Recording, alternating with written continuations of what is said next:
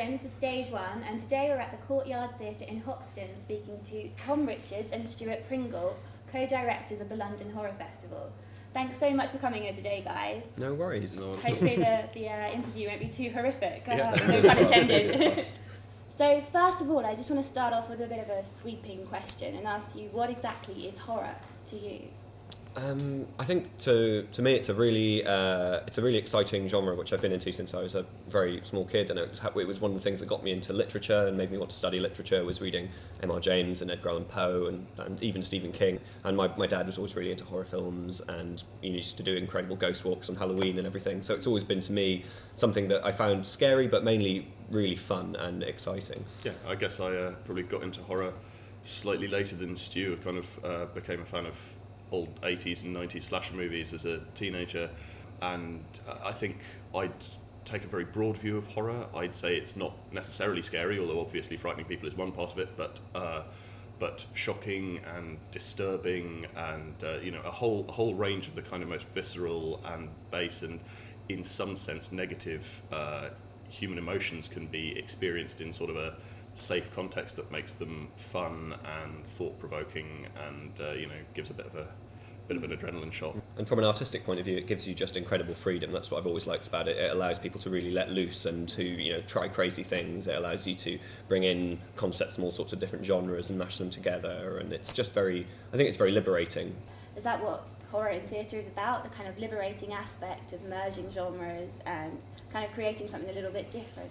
That's definitely an important part of it. Yeah, I mean, we do like to play with other genres as well and bring in tropes from all kinds of things, from kind of anything from period romance to sort of more modern sex comedy to slapstick farce. You can bring in all sorts, thriller, all kinds of things. And we do like to play with that. But the real thing about theatre is that it can be immediate in a way that films and books never quite can. It's right in front of you. There are real people that you're seeing this happening to, and it's incredible how much an audience can suspend its disbelief and be shocked by seeing something that, if they thought about it rationally, of course they know it's a trick. It's a little bit of magic and sleight of hand and some fake blood and so on, but when they're there in the moment, seeing this character they've invested in represented by an actual flesh and blood person in front of them, it's very hard to keep that at the front of your mind, and people do.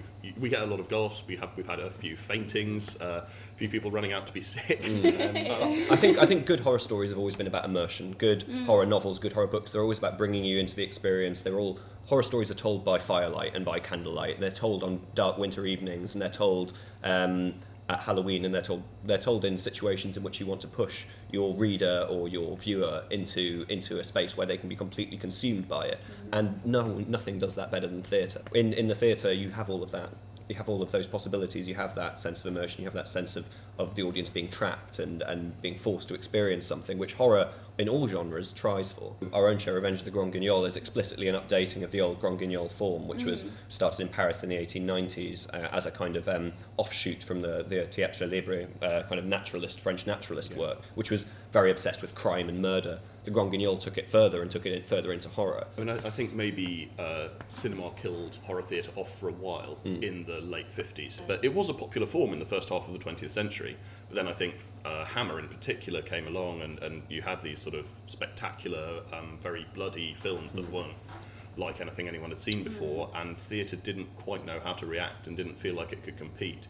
And it's only quite recently that people have really started in theatre to play with the horror form again, and have found that actually there is a huge demand for it, and it can be really successful. Ghost stories really brought horror back into a way in which it wasn't supposed to be twee or silly or old-fashioned. It's ghost stories, whether or not you liked it, was certainly very modern and used a lot of modern tricks, a lot of modern scare tactics, which they'd actually borrowed from magic and from scare attractions in theme parks and things like that. Loud flashes, noise, loud sounds, and all sorts of tricks and tropes from cinema, and they kind of brought that into the theatre to create a modern, cohesive ghost story.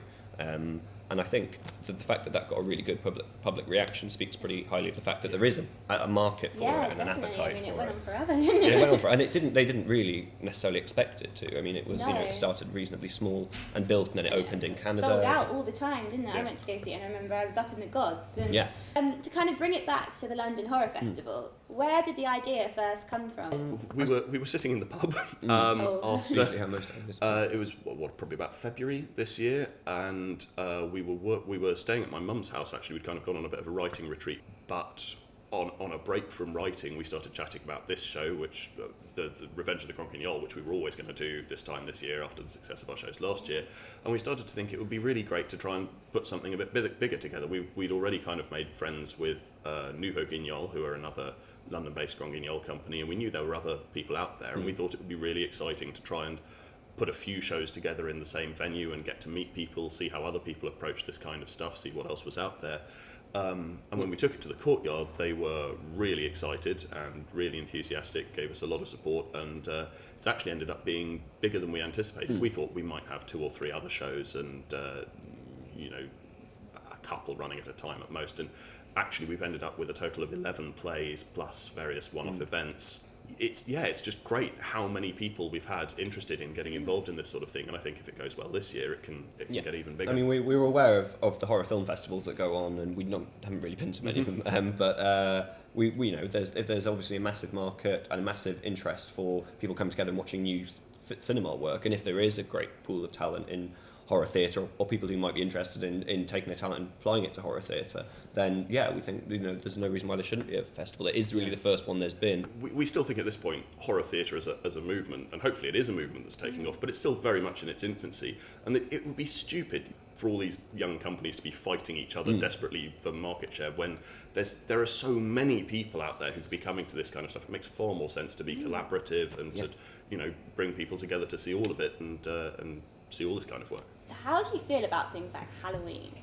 What about the commercial aspect? Do you like, I mean... It's fine. It may as well. It's It's fun. fun. It's harmless fun. And, Do you think it people... kind of brings more people to your work? Definitely. I'm sure it does, I mean, one person might see it and realise, actually, I really like that genre. Yeah, it's always been one of my favourite. After Christmas, it's always my favourite time of year. Halloween. It's just great fun, and it's to me, Halloween is actually a brilliant summation of a lot of things I like best about horror. I don't like horror that is overtly sadistic. I've no interest in cruelty for cruelty's sake. I like horror to either be interesting or entertaining, and Halloween is just pure horror entertainment. Definitely. I'm very broad church about horror.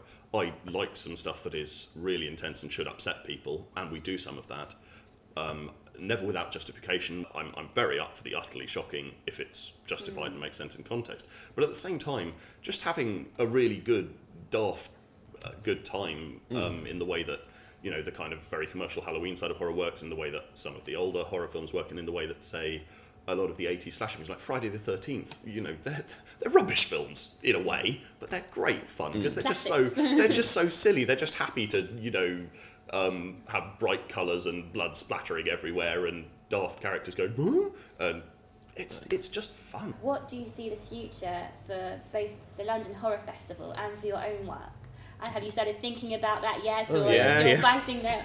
No, very much so. Impressive.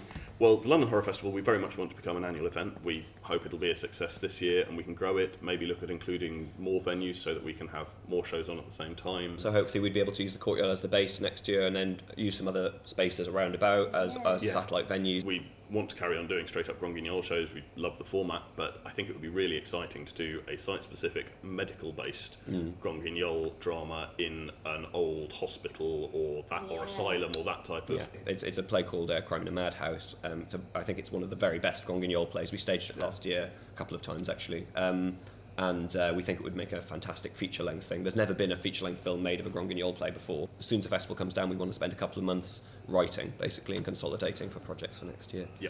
So lots of different stuff on the go. Yeah, always.